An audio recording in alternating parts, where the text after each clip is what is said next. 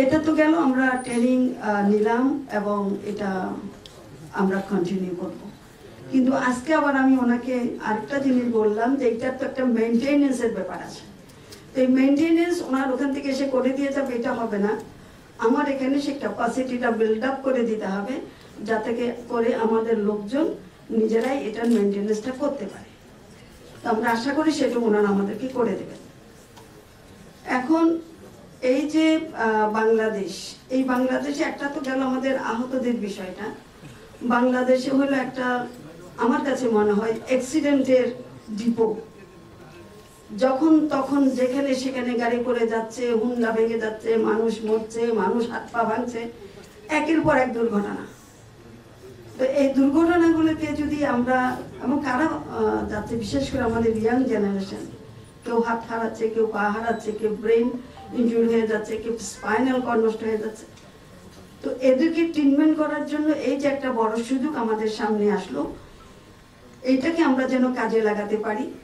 আর এটা সবকিছু যেন ঢাকা কেন্দ্রিক হয়ে না যায়, এই অনুরোধটাও আমি ভিসির কাছে রেখেছি যে আমাদের সবকিছু এখন অনেকটা ঢাকা কেন্দ্রিক হয়ে গেছে। যত স্পেশালাইজড হাসপাতাল সেই ঢাকায়, যত সরকারি হাসপাতাল বেশিরভাগই ঢাকায়, বড় বড় সিটিগুলোতে একটা হাসপাতাল হয়তো আছে, সেটাও কতটুকু ধুকে ধুকে চলে সেটা আপনারা আমার থেকে ভালো জানেন। তো আমাদের রিকোয়েস্ট থাকবে বাংলাদেশ মেডিকেল বিশ্ববিদ্যালয়ের কাছে, একনল সোপ দেশের নাম্বার 1 হালাল অ্যান্টিব্যাকটেরিয়াল সোপ, ন্যাচারাল ব্যাকটেরিয়ালাইসিসের সুরক্ষায় ফ্রেশ ও অ্যাক্টিভ সব সময়। আমরা যেন আমাদের এটাকে ডিসেন্ট্রালাইজ করতে পারি, যেটা আমরা পেলাম, আমরা এক একটা গ্রুপকে ট্রেনিং দিয়ে আমরা যেন আমাদের অন্যান্য জেলাগুলোতে অন্তত 3টা কিংবা 4টা জেলায় এটাকে ছড়িয়ে দিতে পারি, যাতে অত দূর থেকে রোগীকে এই ঢাকা শহরে আসতে না হয়। এটা যেন ডিসেন্ট্রালাইজ করা যায়, তার একটা উদ্যোগ তারা নেবেন। এবং এটার জন্য যদি চাইনিজদের সহায়তার দরকার হয়, আমি আশা করি যে ওনারা আমাদের সেই সহায়তাটা করবেন, কিন্তু ডিসেন্ট্রালাইজ করার দরকার আছে।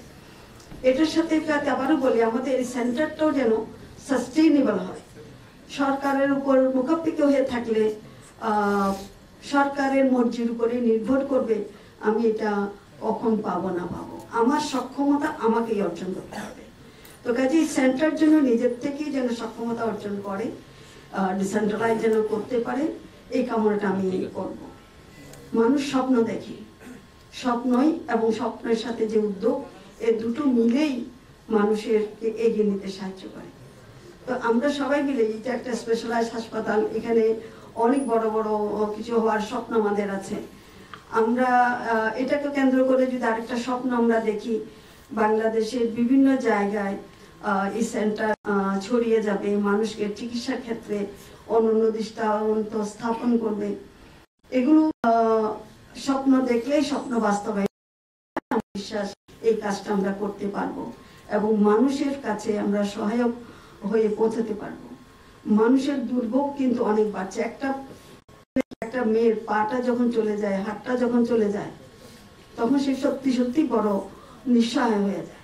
এই অসহায় অবস্থা থেকে তাকে আবার সঠিক নিয়ে আসার এই চেষ্টাটা যেন আমরা অন্তর থেকে বিশ্বাস দিয়ে যেন আমরা করতে পারি।